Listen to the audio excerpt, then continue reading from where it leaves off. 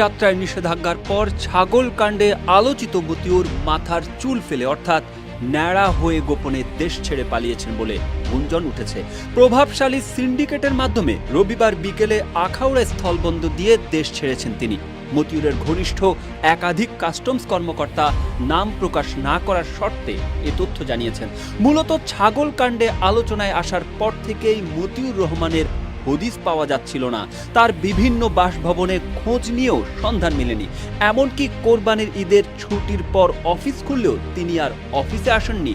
ধারণা করা হচ্ছে এই সময়ে প্রভাবশালী সিন্ডিকেটের মাধ্যমে তিনি দেশ ছাড়ার সব প্রস্তুতি নিয়েছেন।